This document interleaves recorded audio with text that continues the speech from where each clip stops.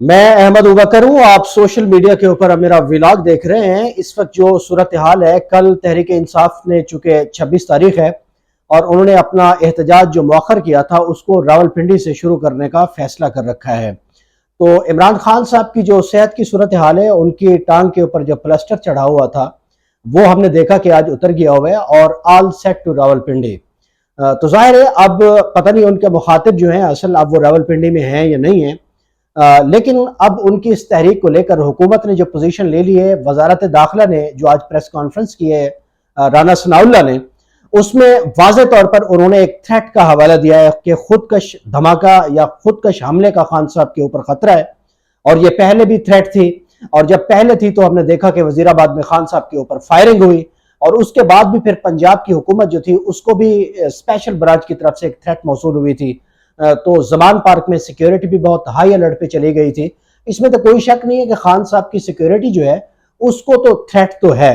लेकिन मैं इसमें आपको बताऊं कि पिछले दिनों एक थ्रेट अलर्ट वफाकी वजारत दाखिला ने जारी किया था, लेकिन उसमें मैं आपको बताऊंगा कि किस तरह उसमें उनकी बदनीयती शामिल थी और किस तरह कोशिश की वफाकी हुकूमत ने कि किसी तरह से तहरीक इंसाफ को और तहरीक लब्बैक पाकिस्तान को किसी तरह से आपस में लड़ाया जाए और उसके बाद जो माहौल बने और फिर जाहिर है वो किसी के कंट्रोल में ना रहे। वो मैं आपको बताऊंगा। और उसमें एक ट्वीट की थी साद रिजवी ने, मैं उसका भी हवाला दूंगा आपको। और उसके बाद जो सबसे बड़ी आज की सूरत हाल है, जाहिर है आर्मी चीफ कमर जावेद बाजवा साहब जो हैं उनकी रिटायरमेंट का जो नोटिफिकेशन है वो गजट ऑफ पाकिस्तान में नोटिफाई हो गया है। अब वो लाजमी तौर पर रिटायर हो जाएंगे और नए आर्मी चीफ जो है वो टेक प्लेस हो चुके हैं। उनका ओथ 29 तारीख को होगा। लेकिन जाहिर है अब वो एक अपनी टीम बनाएंगे तो उनकी टीम को लेकर जो ऑलरेडी टीम होती है उसके बारे में तासुर होता है कि ये आर्मी चीफ की टीम है, और ये एक हक समझा जाता है कि जो नई क़यादत आए, नया आर्मी चीफ आए, वो अपने बंदे उस तरह से टेक प्लेस करें और उनसे नतायज और रिजल्ट भी उसी तरह से हासिल करें। तो उसमें हमने जो आज 2-3 बड़े ऑफिसर्स जो हैं, लेफ्टिनेंट जनरल्स जो हैं, उनकी कबल अज वक्त रिटायरमेंट की खबर सुनी है, उसका भी हम जायजा लेंगे कि इसमें हकायक कितने हैं। और फिर एक और अहम तरीन बात है, फैसल वाडा की जो नहली का मामला है उसमें आपको बताएंगे कि आज सुप्रीम कोर्ट ने एक दफा फिर क्या मयार मुकर्रर किया है, और हमने इसका जायजा लेना है कि किस तरह फैसल वाडा एक बहाना है और असल निशाना जो है या असल हदफ जो है वो नवाज शरीफ साहब जो है उनको किस तरह से वापस आने के बाद अकोमोडेट करना है। ये जो थ्रेट का मामला है, मैं आपको बता दूं कि ये जो एक चूहे और बिल्ली का खेल है, मैं इसमें वाज़े तौर पर क्लियर हूं कि एहतजाज करना और इंतखाबात की तारीख मांगना ये तहरीक इंसाफ और इमरान खान का हक है। उन्हें पीसफुल जो डिमॉन्स्ट्रेशन है उसका राइट कानून के अंदर मुयसर है, मुहैया है, और हुकूमत को कानून पाबंद करता है कि आम शहरी या जो प्रोटेस्टर हैं उनका जो एक राइट है जान का, माल की हिफाजत का, वो वफाकी हुकूमत और तमाम सूबाई हुकूमत या लॉ इन्फोर्समेंट के जो इदारे हैं उनकी जिम्मेदारी है। खाली थ्रेट जारी करना, और थ्रेट के बाद इमरान खान पर हमला एक दफा पहले हो चुका है, और अब दोबारा थ्रेट का जो जिस तरह से कहा है वजारत दाखिला ने, उसमें तो लाजमी तौर पर लग रहा है कि वो अपनी इस जिम्मेदारी से आम आदमी को महफूज रखने की और इस एहतजाज को सिक्योर करने की जो जिम्मेदारी है उससे क्लियरली भाग रहे हैं। और इसमें जो एक मीनिंगफुल बात की है, पते की बात की है राना सनाउल्लाह ने, यह कहा है कि जी अब आपको चूंकि इंतखाबात चाहिए तो आपको वो पिंडी से नहीं मिलने, आप इस्लामाबाद हमसे राब्ता करें, हमसे मिल बैठें, बातचीत कर लें, पीडीएम से बात करें और उसके बाद किसी नतीजे पे पहुंचा जा सकता है। लेकिन इमरान खान साहब का जो मिजाज है, शायद वो पीडीएम की इस क़यादत के साथ, जिसे वो चोरों का और करप्ट टोला और स्टूजेस कहते हैं या बूट पॉलिशिया कहते हैं, शायद इनके साथ ना बैठें,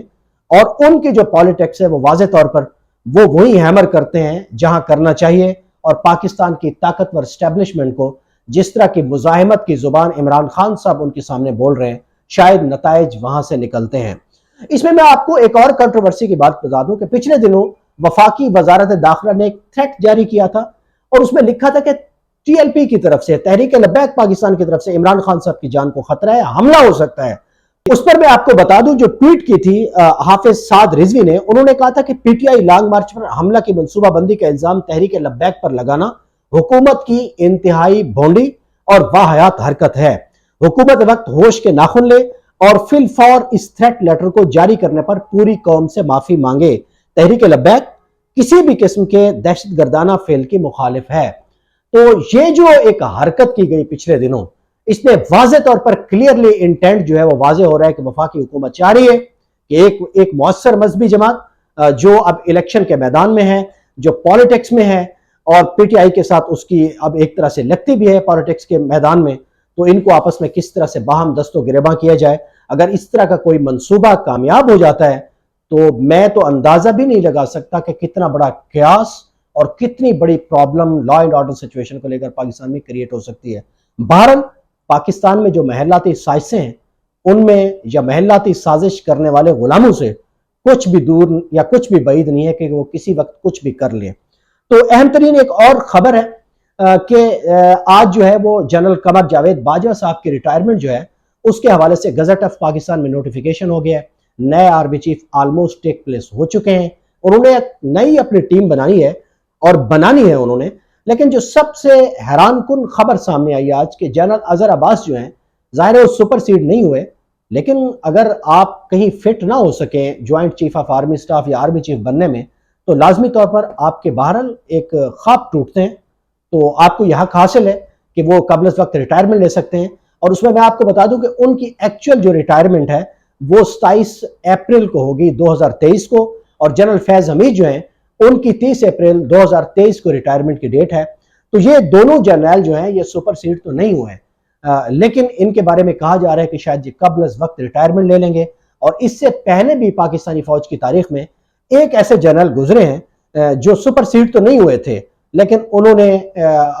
والنٹیئرلی کام کرنے سے معذرت کر لی تھی اور قبل از وقت ریٹائرمنٹ لے لی تھی۔ جب جنرل مشرف کو آرمی چیف بنایا گیا تھا تو اس وقت سی جی ایس سے جنرل علی قلی خان انہوں نے قبل از وقت ریٹائرمنٹ لے لی تھی۔ تو ایسی مثالیں تو موجود ہیں لیکن روٹین میں ایسا ہوتا نہیں ہے۔ لیکن اب دیکھتے ہیں کہ کیا ہوتا ہے، چونکہ ظاہر ہے جنرل فیض حمید کو لے کر جو کنٹروورسی ہے، عاصم منیر کو جب ہٹایا گیا تھا ڈی جی ایس آئی سے تو وہ فیض حمید لگے تھے، اب فیض حمید لیفٹیننٹ جنرل بہاولپور ہیں تو اب آرمی چیف جو ہیں وہ عاصم منیر صاحب ہیں۔ تو یہ جو ایکویشن بن رہی ہے ظاہر ہے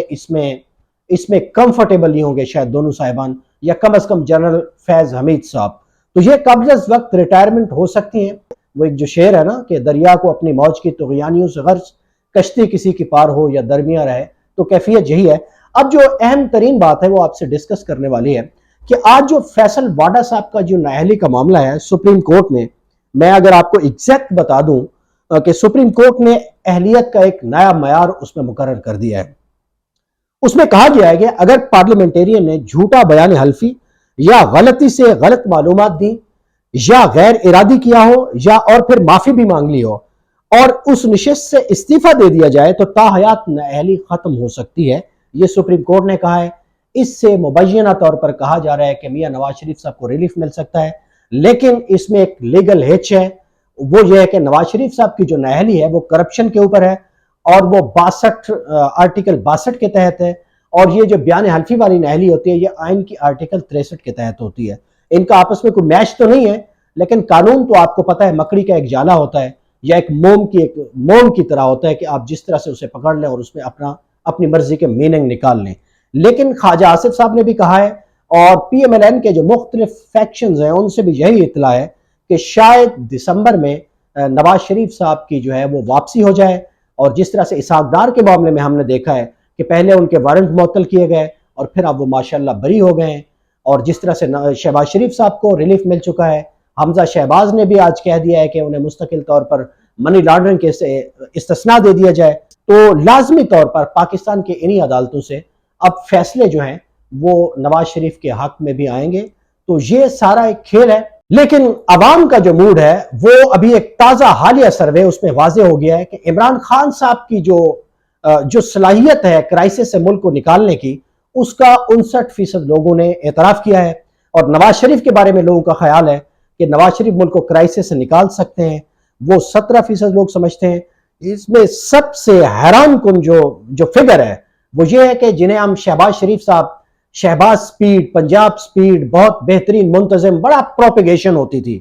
ان کے بارے میں لوگوں کی خیال ہے کہ پاکستان کو کرائسس سے نکالنے کا چانس اگر قیادت شہباز شریف کے پاس ہو، وہ وزیر اعظم ہو، تو محض 4% اس کے چانسز ہیں۔ تو کتنی شرمناک بات ہے، یہ حقائق ہیں، عوام کی پلس یہ ہے، حالات اس جانب جا رہے ہیں، اور حکومت اور اپوزیشن ابھی تک دست و گریباں ہیں کہ کب الیکشن کا اعلان ہو یا نہ ہو۔ مجھے اجازت دیجیے، اللہ حافظ۔